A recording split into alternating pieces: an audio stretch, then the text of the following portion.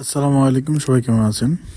তো আজকে আরও একটি ভিডিও নিয়ে হাজির হলাম। আজকের ভিডিও দেখতে পারবেন কী করে আপনারা ফটোশপের মাধ্যমে এরকম গ্রেডিয়েন্ট ইউজ করতে পারেন।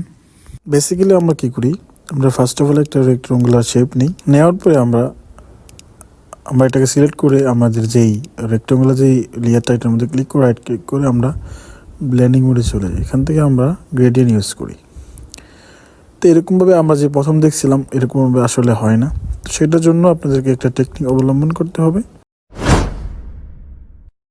সেটা হচ্ছে আমরা আমাদের গ্রেডিয়েন্ট যেই টুলসটা সেটা সিলেক্ট করব। করার পরে আমরা একটা নতুন লেয়ার নেওয়ার পরে এখান থেকে আমরা 3 নম্বরে যে গ্রেডিয়েন্টের অপশনটা আছে 2 নম্বরের এটাকে আমরা সিলেক্ট করব। করার পরে আমরা এখানে ডাবল ক্লিক করে, তো আমার ক্ষেত্রে এটা বড় আসছে, আপনার ক্ষেত্রে ছোট আসবে, এরকম আসবে।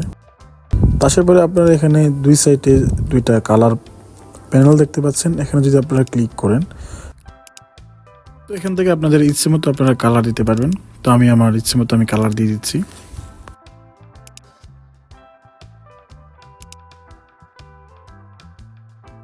আমরা দুই সাইডে সেম কালারই রাখবো, তো এই জন্য আমি কালারটাকে আমরা সেম করে নিচ্ছি।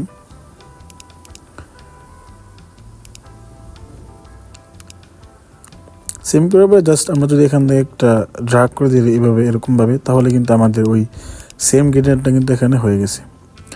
তো অ্যাডোবি ফটোশপ এবং ইলাস্ট্রেটরের নতুন নতুন ভিডিও পেতে আমার এই চ্যানেলটাকে সাবস্ক্রাইব করে রাখুন। আসসালামু আলাইকুম, সবাই ভালো থাকবেন এবং সুস্থ থাকবেন।